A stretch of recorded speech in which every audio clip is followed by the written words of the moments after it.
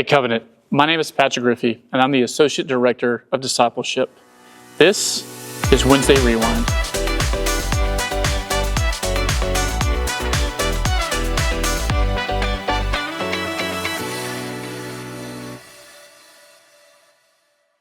Discipleship is not something that uniquely takes place at 9 a.m. or 10:30 a.m. right here in the sanctuary. It's something that takes place throughout the week. Maybe it's Monday at a ball field with your kids. Maybe it's Tuesday afternoon at Chick-fil-A grabbing lunch with a coworker.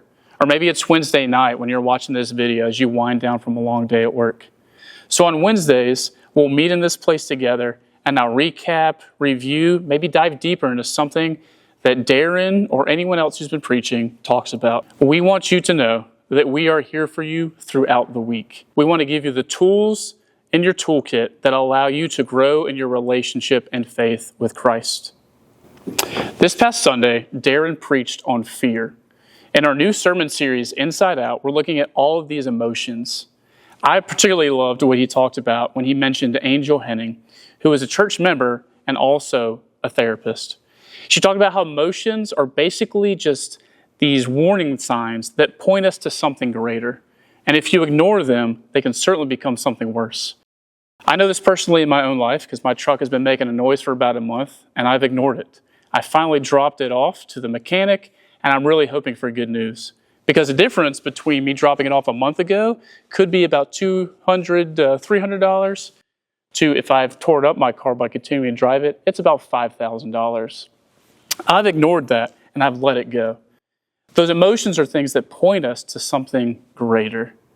When we talk about fear, fear can go one of two ways. Fear can be irrational. Now, my daughter makes fun of me all the time because I told her I am afraid of spiders. They're 8 legs. They have those little things that bite. They're freaks even in the insect world. I hate them.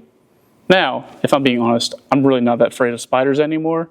But Eliza loves that I am, and she likes to play songs about spiders. Anytime she sees a spider, she's got to point it out to me. And then I kind of freak out a little bit just for her entertainment. But I know, because I've had the life experience, that a spider in itself is not going to take me out.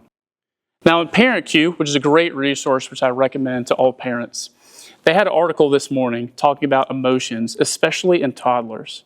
And I think it applies to a lot of us. What they said are that emotions in toddlers can be end-all be-all because they have not had enough life experience. Now, when Eliza hears thunder just roaring overhead in the middle of the night, she's terrified. She's going to run into our room, jump in bed with me and Candace, and want all the cuddles so that we can comfort her and tell her it's going to be okay. Part of that reason is that she hasn't experienced enough thunderstorms to know this is not the end of the world.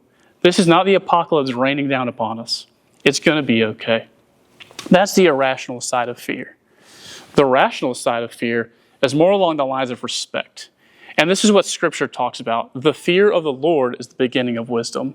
And Jesus had something to say to his disciples about this. This is in Luke 12, and these are verses 4 through 7. I tell you, my friends, do not be afraid of those who kill the body, and after that can do no more. But I will show you whom you should fear. Fear him who, after your body has been killed, has authority to throw you into hell. Yes, I tell you, fear him. Are not 5 sparrows sold for 2 pennies? Yet not one of them is forgotten by God. Indeed, the very hairs of your head are all numbered. Don't be afraid. You are worth more than many sparrows. For us irrationally, our fear is based so much in the unknown. But when we place that trust in the Lord, the fear of him, which is respect, he can cover all of that for us. God our Father can be like me and Candace laying in bed when Eliza, our 4-year-old, runs in there terrified of a thunderstorm. He's welcoming us with open arms. As Jesus tells his disciples, God cares about the hairs on your head, and you don't think that he cares about your fears? You can bring them to him. He's going to comfort you in those things. I pray that this has been a meaningful time for you as we dove into Scripture and talked a little bit more about fear from this past week. Be sure to join us this Sunday as we dive into depression